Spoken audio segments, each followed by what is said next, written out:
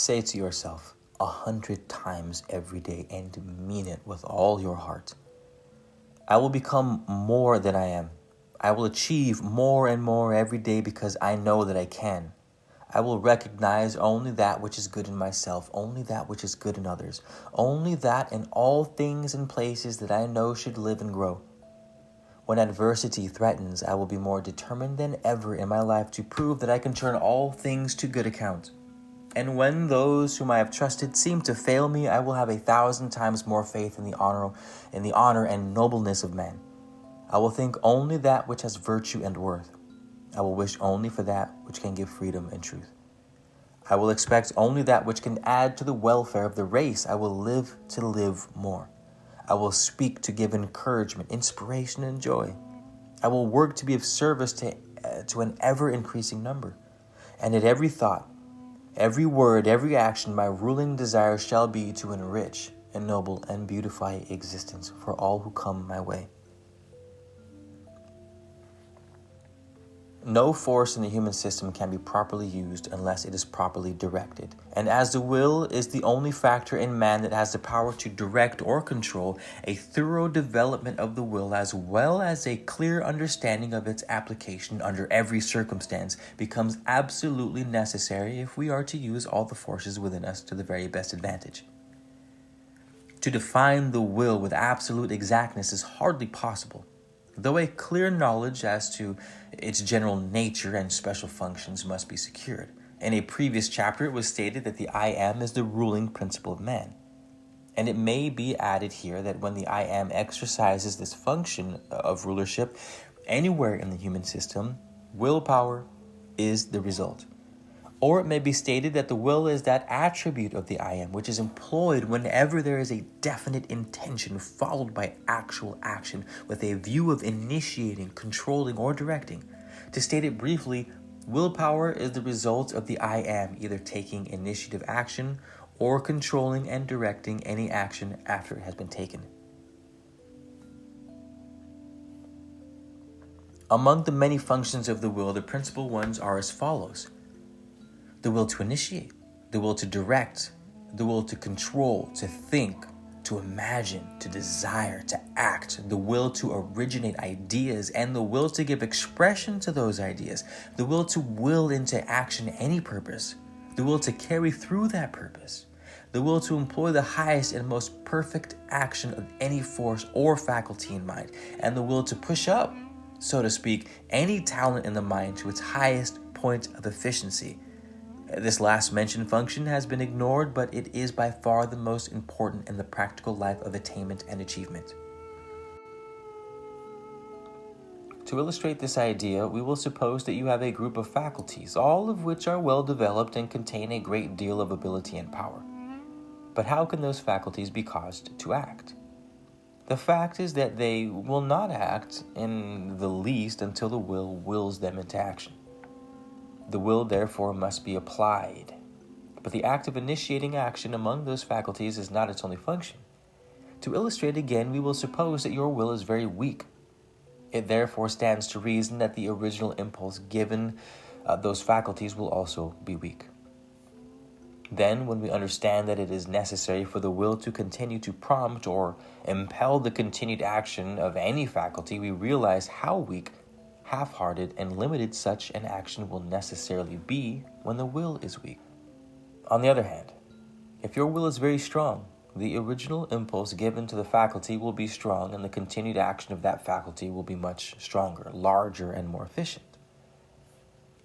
In brief, when a faculty is backed up, so to speak, with a powerful will, it easily doubles its capacity and efficiency. In other words, it is pushed up to a higher state of action. We understand, therefore, the great importance of having a strong will. Through such a will is not only an advantage in promoting a fuller and larger expression of any faculty we may possess, but also in promoting a larger and more perfect expression of any force that may be applied, either in the personality, in character, or in mind. A powerful will, however, is never domineering or forceful. In fact, a domineering will is weak. It may be seemingly strong on the spur of the moment, but it cannot be applied steadily for any length of time. A strong will, however, is deep, continuous, and persistent. It calls into action your entire individuality, and as you exercise such a will, you feel as if a tremendous power from within yourself had been calmly, though persistently, aroused. When we analyze the human mind, in the majority we find the will to be weak, and in fact, almost absent in a great many. Such people do not have the power to take a single original step. They have no initiative, and accordingly drift with the stream. Among others who are a little higher in the mental scale, we find a will somewhat stronger, but not sufficiently strong to exercise with any degree of efficiency a single one of its functions. Among what can be called the better class, we invariably find the will to be fairly well developed. And among the great leaders in all the different phases of human life and action, we find the will to be very strong. In fact, there is not a single mental or spiritual giant in history who did not have a tremendous will, and this was one of their great secrets. To illustrate further with regard to the last mention of the special functions, we will suppose that you have some talent for music. If you should will to exercise that talent to a slight degree only, then it is evident that your efficiency along that line would not be marked. On the other hand, if your will was so strong that you could push up, so to speak, your musical faculty to its highest, its very highest point of efficiency, you would soon find yourself on the verge of musical genius. In fact, musical genius is absolutely impossible musical genius is absolutely impossible unless you have a strong will, no matter how much musical talent you may possess. Though it must be remembered in this connection that it is not sufficiently simply to have a strong will, the majority do not possess a strong will, and most of those who do have a strong will have not learned how to apply it so as to secure greater efficiency in anything that they do. And here it is important to state that anyone who will increase the power of their will and properly train it for the purpose just indicated may expect to increase their efficiency anywhere from 25 to 200%.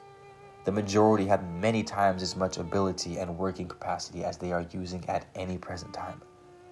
In fact, they apply only a small fraction of what is in them, and the principal reason why they do not apply all that is in them is that they do not have sufficient power of will to act on this larger scale.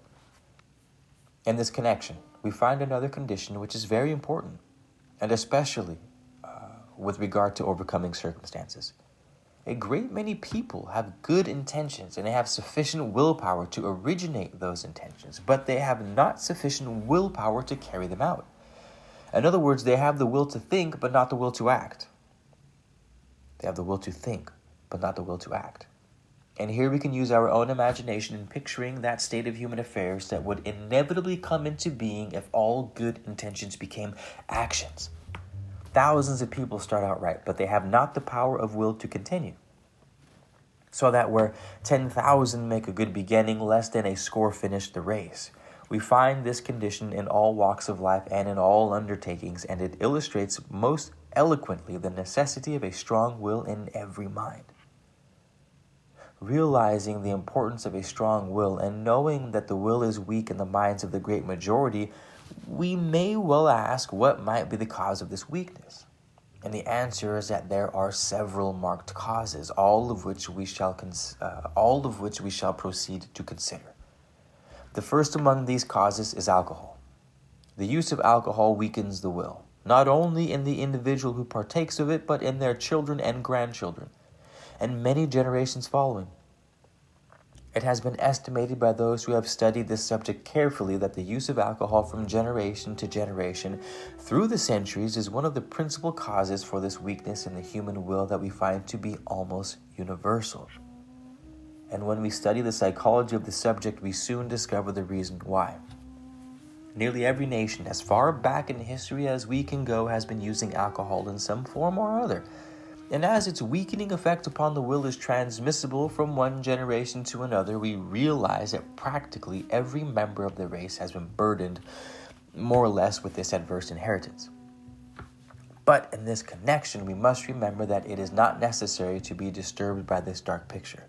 because no matter what we have inherited, we can overcome it absolutely. However, we do not wish to do anything that will be in our own way or in the way of generations that are to follow. It is therefore necessary that we consider this subject thoroughly and act upon it accordingly.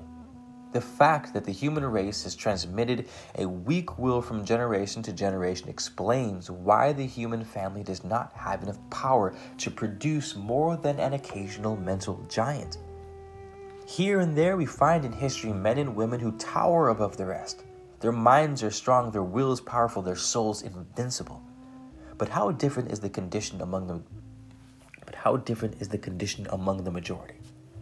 Most of them constitute mere driftwood and follow blindly the leadership of these mental giants the race has produced.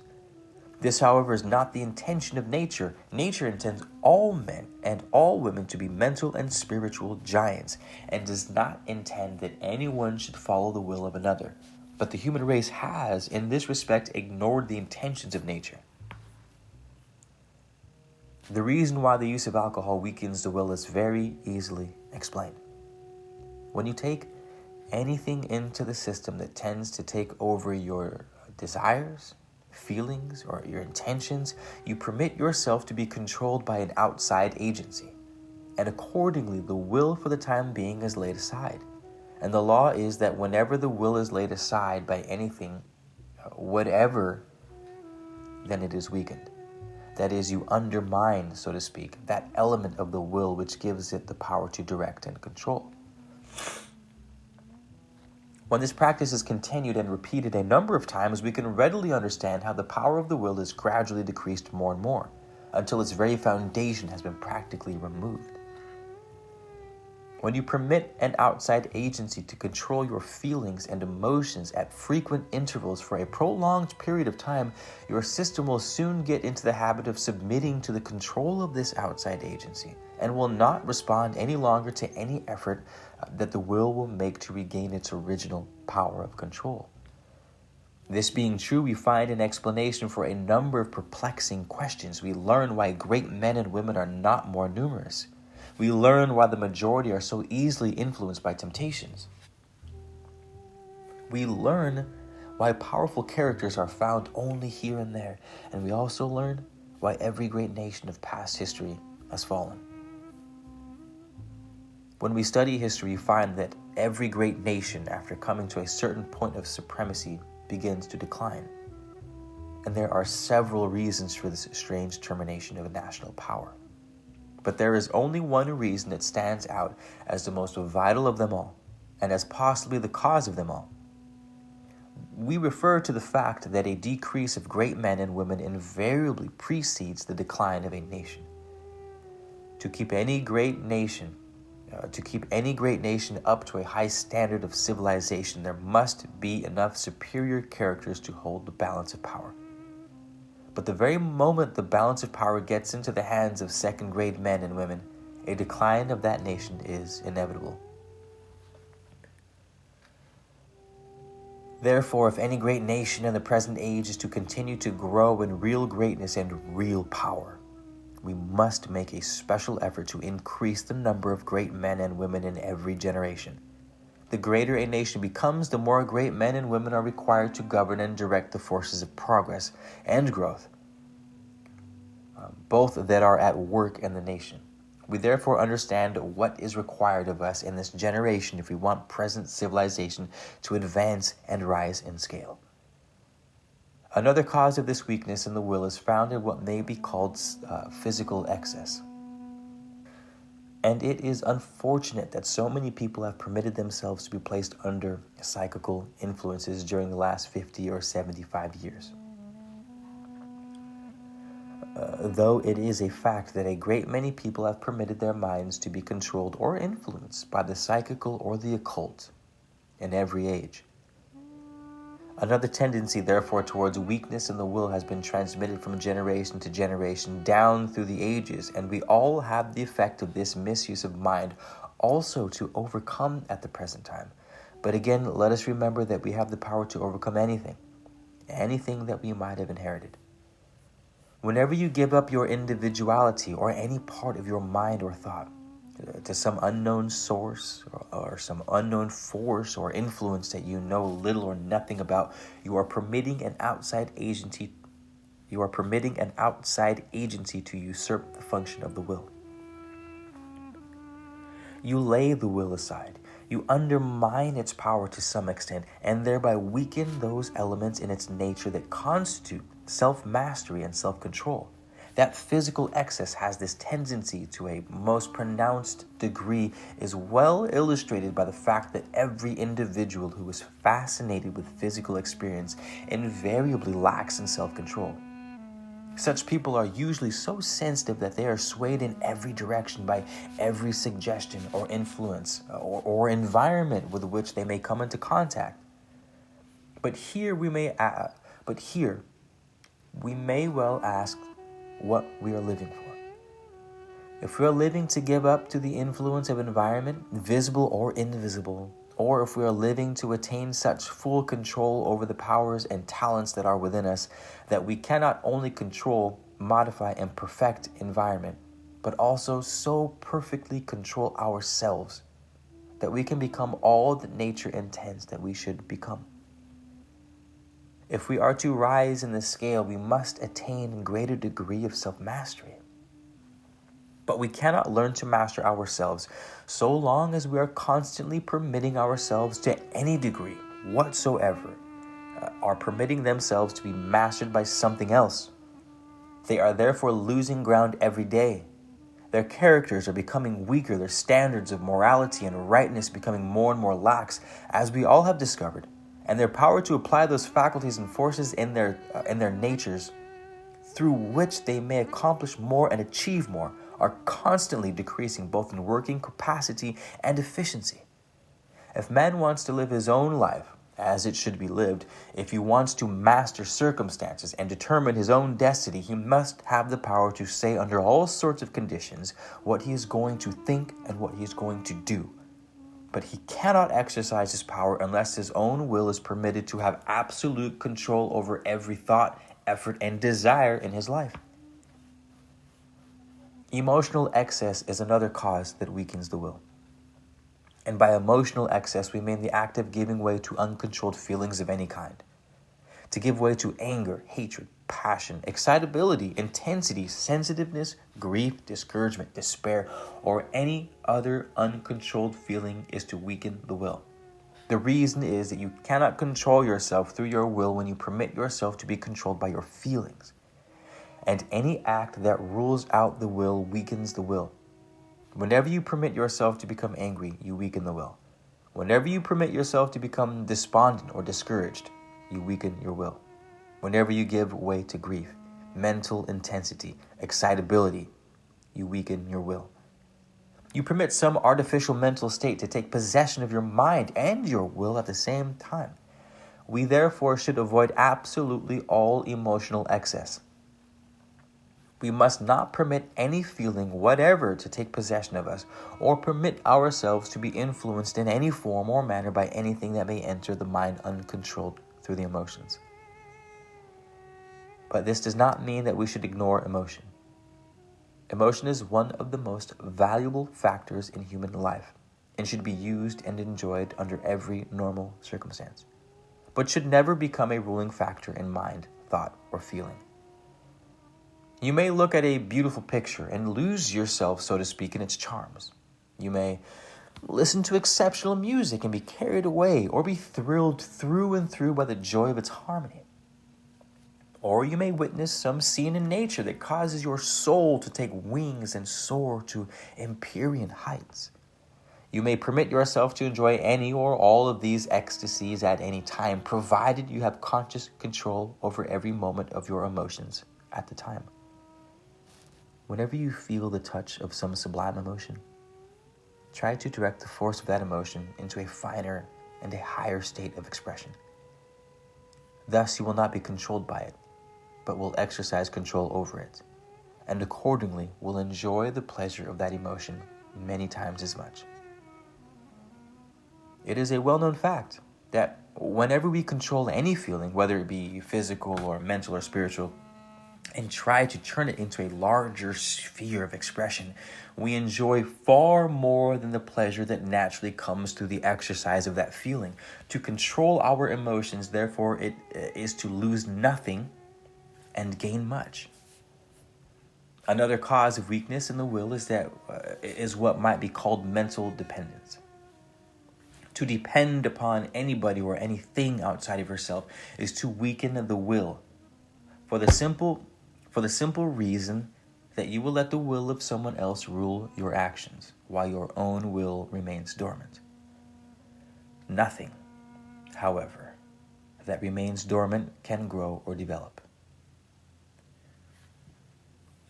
On the other hand, it will continue to become weaker and weaker like an unused muscle until it has no strength whatsoever. We therefore understand why those multitudes of people who have followed blindly the will and leadership of others, not only in religion but in all other things, have practically no willpower at all. And here we wish to state that it is positively wrong for any individual or any group of individuals to follow any one man or any woman or any group of men or women under any circumstances whatever. We are here in this life to become something. We are here to make the best use of what we possess in mind, character, and personality. But we cannot cause any element, faculty, or power within us to express itself to any extent so long as we are mere dependent weaklings. In everything, depend upon yourself, but work in harmony with all things. Do not depend even upon the infinite, but learn to work and live in harmony with the infinite. The highest teachings of the Christ reveal most clearly the principle that no soul was created to be a mere helpless instrument in the hands of supreme power, but that every soul should act and live in perfect oneness with that power. And the promise is that we all are not only to do the things that Christ did, but even greater. Man is no credit to supreme creative power if he remains in the puppet stage, but he is a credit to that power if he becomes a giant in character, mind, and soul. In our religious worship, we have given unbounded praise to God for his wonderful power in creating man, and the very next moment we have announced the hymn, "Oh, to be nothing." The absurdity of it all is too evident to need comment. But when we understand that character and manhood, as well as practical efficiency in life, are the products of strength and not of weakness, we must come to the conclusion that every system of thought in the present age, be it religious, moral, ethical, or philosophical, needs complete reconstruction. We are here to become great men and women. And with that purpose in view, we must eliminate everything in our religion and philosophy that tends to make the human mind a dependent weakling. If you would serve God and be truly religious, do not kneel before God, but learn to walk with him and do something tangible every day to increase the happiness of mankind. This is religion that it is worthwhile, and it is such religion alone that can please the infinite. Another cause which is too large and diversified to outline in detail is that of intemperance. That is, immoderation in anything in life, to indulge excessively any desire or appetite, be it physical or mental, is to weaken the will. Partake only of that which is necessary and good, and observe moderation. Control yourself under all circumstances, and resolve never to go too far in anything, because too much of the good may be more of an evil than not enough of it. The effects of weakness in the will are numerous, but there are two in particular that should receive marked attention. The first is that when the will is weak, the human system becomes incapable of resisting temptations, and therefore moral weakness or a complete moral downfall is inevitable. Character, in the largest sense of the term, is impossible without a strong will, and it is impossible to accomplish anything that is of permanent value without character. The second is that weakness in the will inevitably implies weak mental action.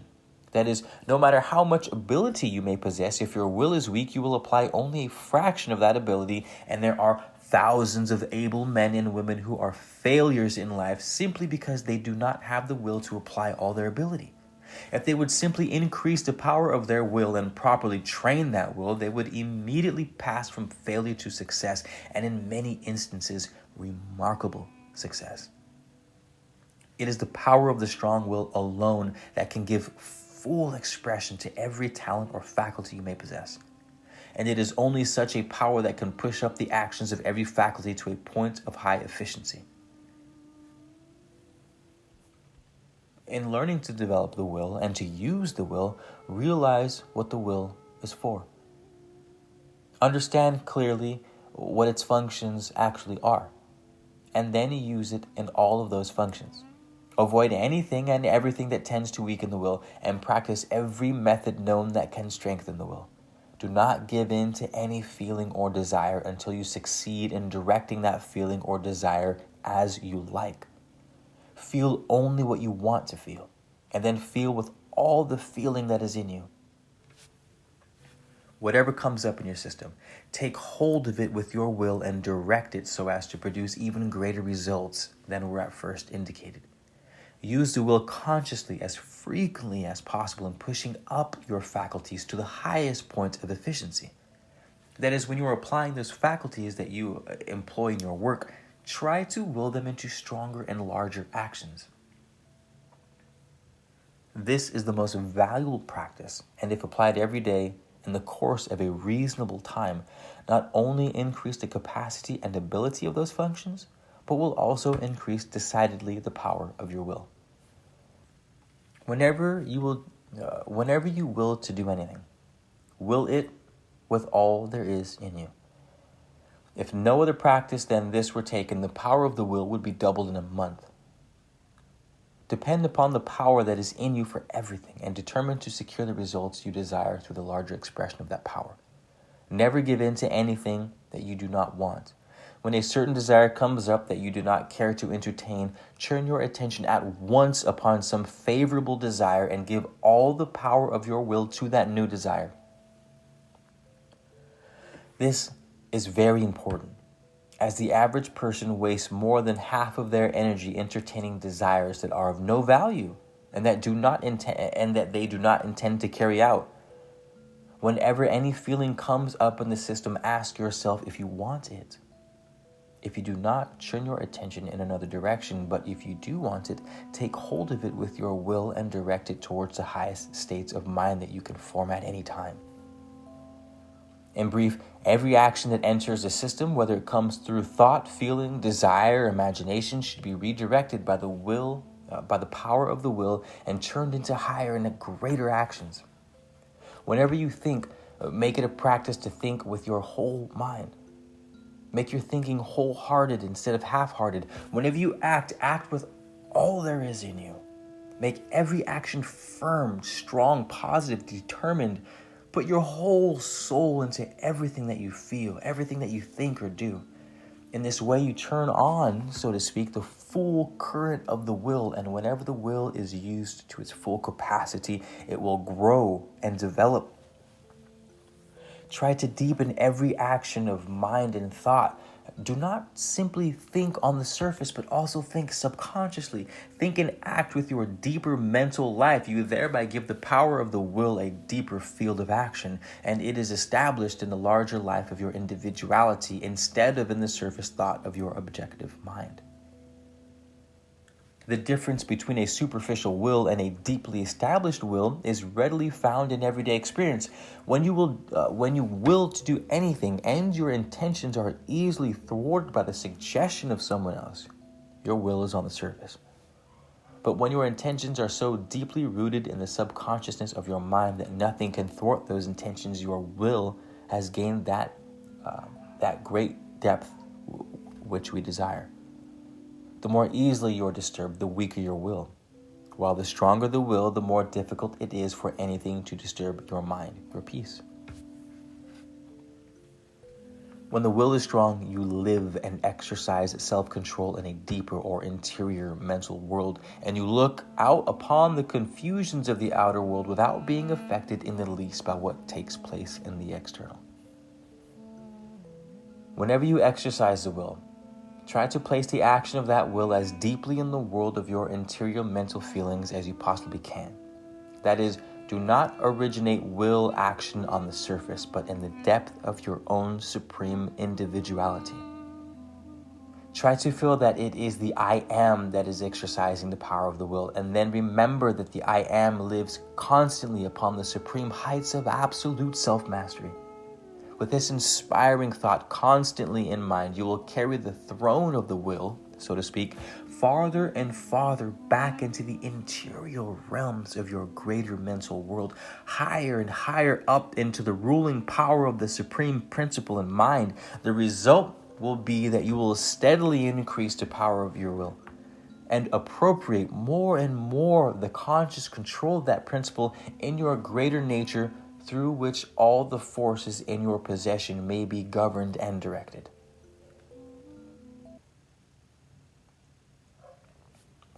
End of chapter 12. Let me know what you guys think. Should I make a complete full audiobook? We try to get it in one take. Hope you enjoyed it. If you're new, subscribe to the channel. Let us know where you're coming from. Be strong in the mind. Be strong in the will. Y'all never forget it. Never forget it. I'll see you soon, all right?